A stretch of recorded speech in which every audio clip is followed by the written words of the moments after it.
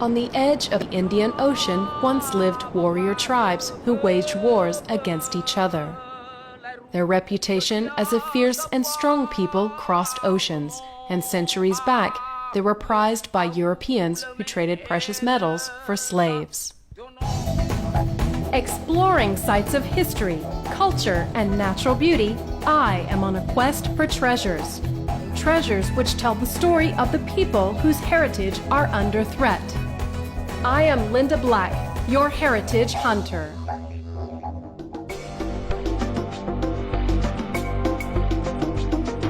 Nias, the largest of the islands off North Sumatra, are part of the Indonesian archipelago. The islands rose out of the sea after 12 million years in the confrontation between the Eurasian and Pacific tectonic plates. It is home to the Niasans, who believe they are descended from gods. For them, Nias is Tano Niha, the land of man. I have arrived in Nias via a 34-minute flight from Medan and was greeted by scenes of pristine beauty. But there is no time to linger. I have a mission to accomplish. In Nias, I have to hunt down a wise cat, unravel a code in the Nias language, and perhaps the most intriguing in this land of ancient traditions is search for something or someone called the machine.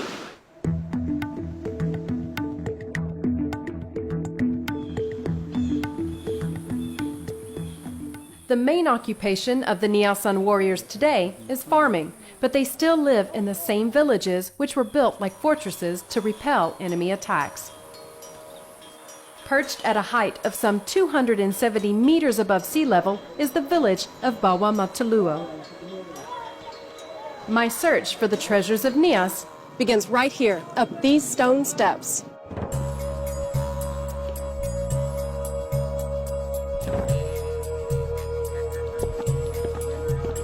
But Bawah Matuluo, which means Sun Hill, was not quite the fortress I had imagined.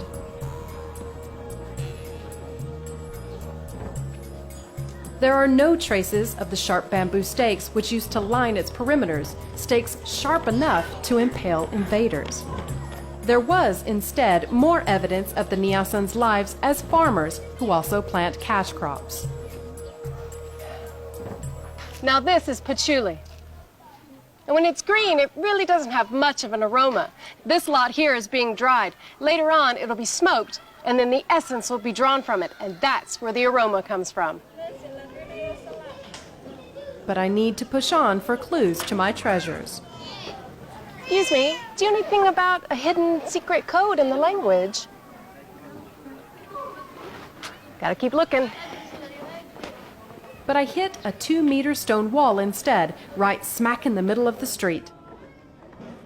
In the old days, leaping over the wall was an initiation into manhood, and in the final test, the wall would be crowned with bamboo stakes. If he succeeds, the boy becomes a warrior. It's a skill long past any practical use, but 17-year-old Ajas Bualele feels compelled to uphold the tradition. Tapi sekarang nggak bisa lagi perang untuk membunuh orang. Tapi saya senang untuk melompat karena saya bisa untuk melompat. Ajas Bualele is the poster boy of UNESCO's efforts to preserve and revitalize the Niasan heritage, of which the Oma Sebua is the showpiece. The Oma Sebua is the largest house in every village and belongs to the chief, or Siulu, who must be a nobleman. The Oma Sebua represents the Niasan perception of the cosmos. The living area is Middle Earth. The roof reflects the upper world with its window to the sky, a feature which can only be found in Nias. Buried beneath each of the pillars of the underworld, it is said lies a human skull. The Siulu of this Oma Sebua is Moarota Fau, descended from a royal family. Ini adalah mahkota, dulu terbuat dari emas. Ini khusus pakaian laki-laki atau pakaian raja. The carvings here are exquisite symbols of power and wealth, which dictates the status of the Siulu and the respect of the people he leads. The status of the Siulu is enhanced every time he pays for animals to be sacrificed. I have learned a lot about the Oma Sebua, but made no headway on my treasures. Before I left, I was told the wise cat is some kind of carving.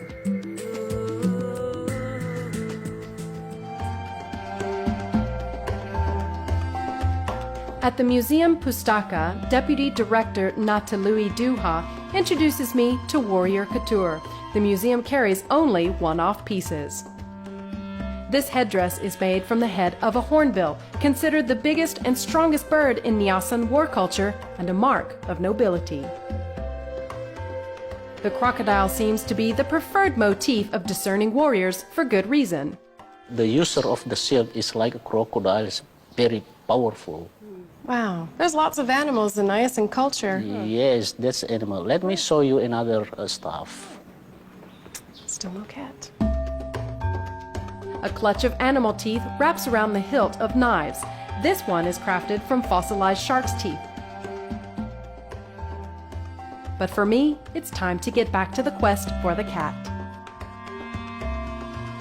Natalui Duha suggests I journey to the birthplace of the Niasans to understand their relationship with the spirits of the animal world. The road to Gomo leads me to the megalith site of Tundrobaho. It is where legend has it that 6 gods descended and became the first men on earth. The Niasans are animists. They believe the dead and the living have an ongoing relationship.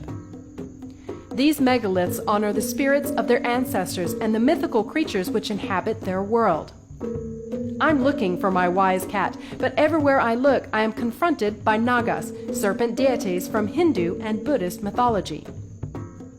It feels spooky, and the caretaker of the site has a chilling story to share. Contoh ada anak-anak sekolah yang SMA Citra dulu mau studi tor mereka duduk di batu besar itu di Behu, ada gambar burung di atas Behu besar itu jatuh dengan sendirinya tanpa diganggu itu batu. Karena dulu itu yang bisa mendirikan kampung Tudumbaho punya sakti dia. Nah, baru bisa apa dulu kampung Tudumbaho bisa berdiri.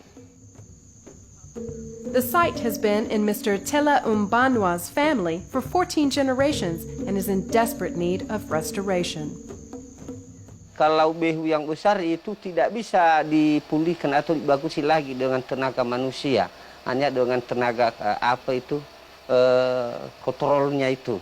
Kalau saya sudah meninggal, maka yang menjaga atau membersihkan kampung Tudumbaho itu atau situs megalith adalah anak saya atau anak famili saya yang memang sadar untuk merasa memiliki kampung Tudumbaho. And I need to call on the spirits if I'm ever to find my treasures.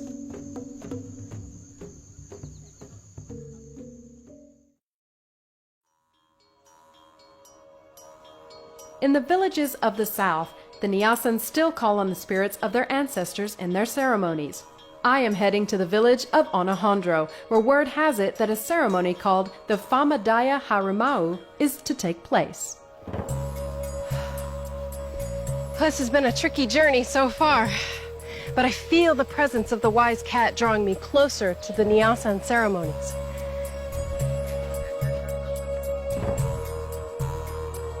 Onahondro is not accessible by road, and visitors are rare. Today, there's an air of anticipation in the village.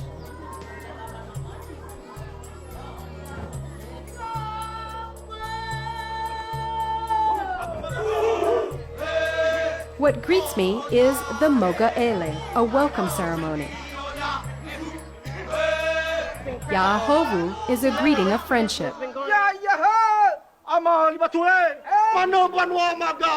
It's better than live theater. I am offered a symbolic gift of betel leaves, which Niasans chew every day just to make me feel at home.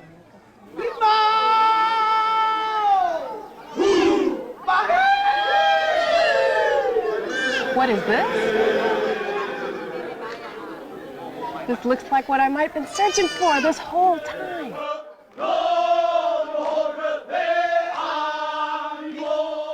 Legend has it that a fearsome creature appeared at a council meeting of tribal leaders which threatened to spill into war.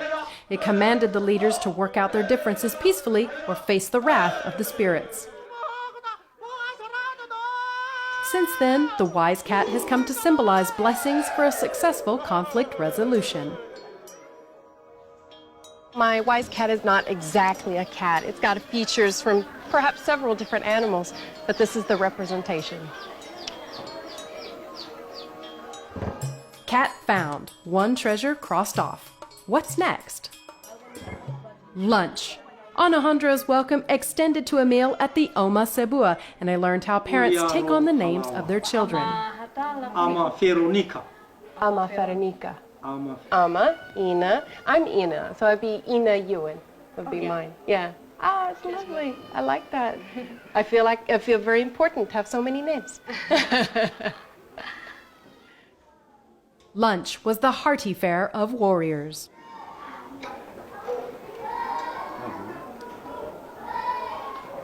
Who's like potato? I think I had before.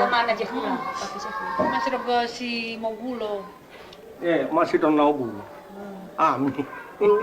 Enak. Yes, the sweet one is very delicious. Ah, that's is your favorite. Yeah. My host is Siulu Yusuf Hondro, and he has invited another nobleman to join us, which gives Rebecca Laya, a true blue Niasan who now lives in town, a chance to brush up on the native dialect. Ba sofo na mata gamada vai bolu de demi. Buru baga rabi ma enoni rinu rainada. Ba ira iwada ba abu suhi. Vanihura ya iya buru metamane daga sito ulogo daga gowi talu sagu bulugeu badribonia ba bulugowi farasi. I think I'm Ba getting it. bulugowi salidi ba Fanakunaku go de balada. Adrega ma de Bible de demi ya mi tome mo wai simigama akakum. I think I can hear it. Adreba mata ya mi tome mo wai mami migahama maka. It's very lyrical. Has something to do with the vowel sounds. Got a question for you. I think I'm understanding a pattern in the language, the Nias language. Yeah. Is it that there's vowel sounds at the end of every word? Yeah. So I've got it. So it kind of connects the words together, so it makes them go like this. Yes, that's right. I did it. It was beautiful to listen to. And after a minute, when I just took a second to listen, you could hear it. Really beautiful pattern. They have a beautiful way of speaking. We have so many language, so many dialect in Nias, but the one that make us unite it is the way that we pronounce the word. So it is always ending with the vowel. And with that, I can strike out my second treasure.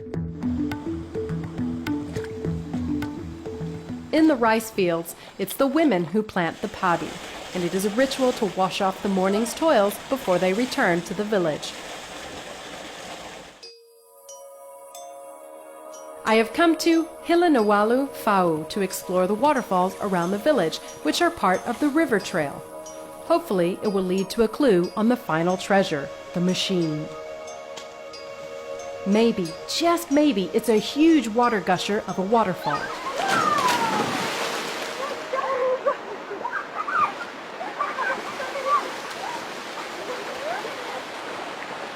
I take my lead from the children.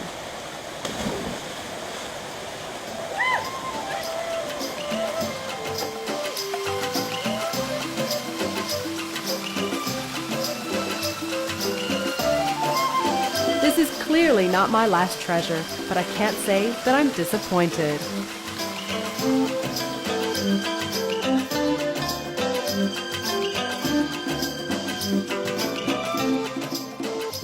But it's time to head to Hilanawalu Fau village itself, where I become totally distracted from my mission. It's music to my ears.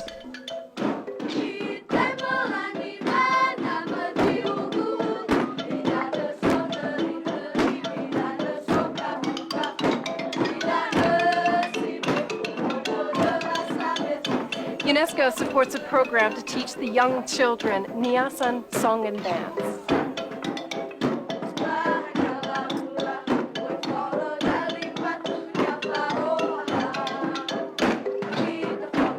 There is in this performance the unmistakable calypso rhythm of island cultures, which has been embraced as world music.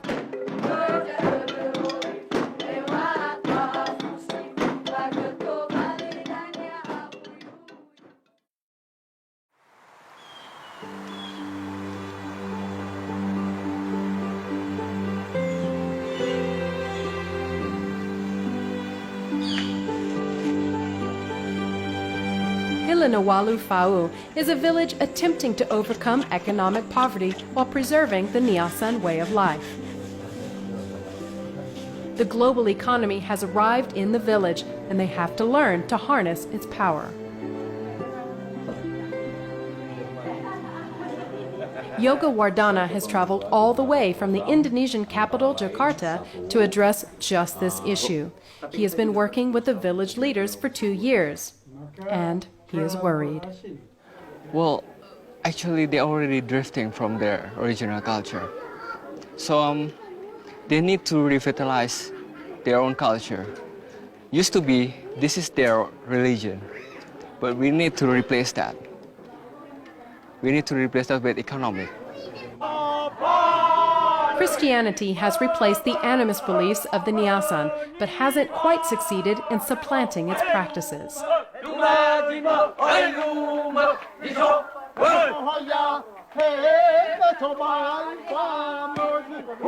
a few Westerners have ever seen this. Very honored.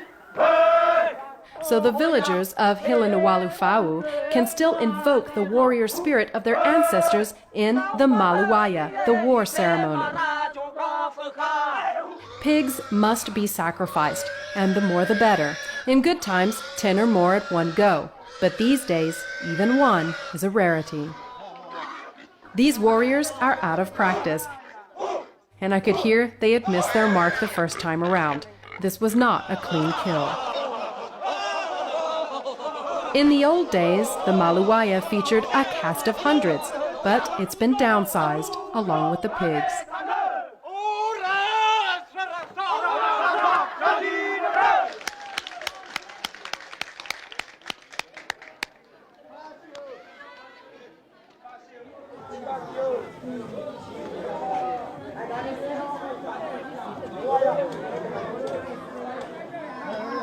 The meat distribution is symbolic of the patronage of the Si'ulu, who paid for the pigs.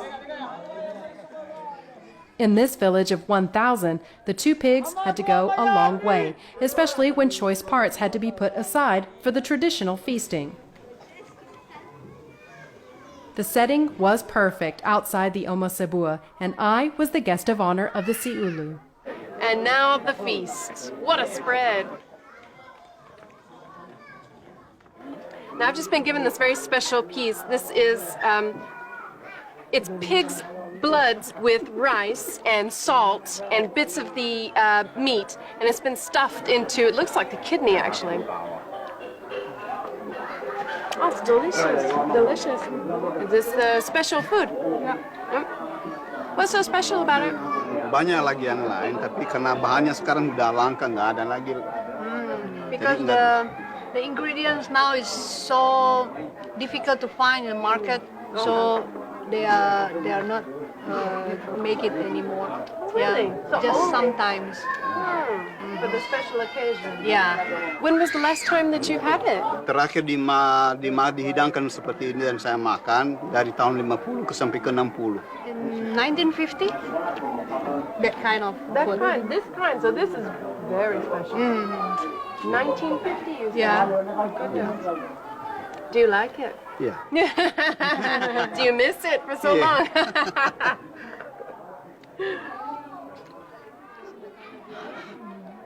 In the conviviality of the feast, I have almost lost sight of my last treasure.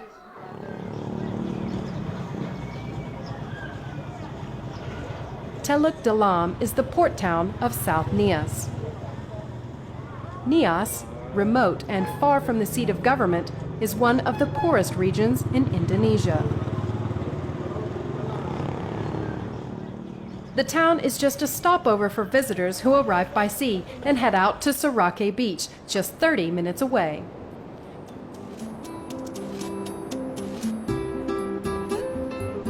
Surake Beach was part of the hippie trail.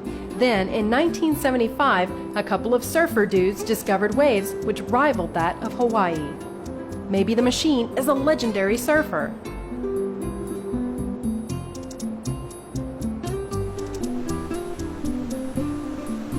I caught a lucky break when I met local surfer Tim Wau. So the machine isn't a person. It's just name of the point break. It's there over there. And the waves was so really good. Everyone like it. Well, everyone looking forward to surfing that place because there is really fast waves, really nice fast waves. Pretty sad is that the machine doesn't work now after the earthquake. Strike 3, last treasure found, or maybe not. The combined force of the Sumatran earthquake in March 2005, so swiftly after the Asian tsunami months earlier, devastated the island. The seabeds rose, the shoreline receded, and Surake lost the deep waters, which allowed motorboats to moor right up to its shoreline. Post-earthquake, new surfs have taken over, and according to Tim, surpasses the machine. After the earthquake, it does changes really much. Even getting better. It's a perfect, really right-hander, and a more barreling, nice and clean, you know, and then pick up any swirl. It's really interesting for every surfer. So.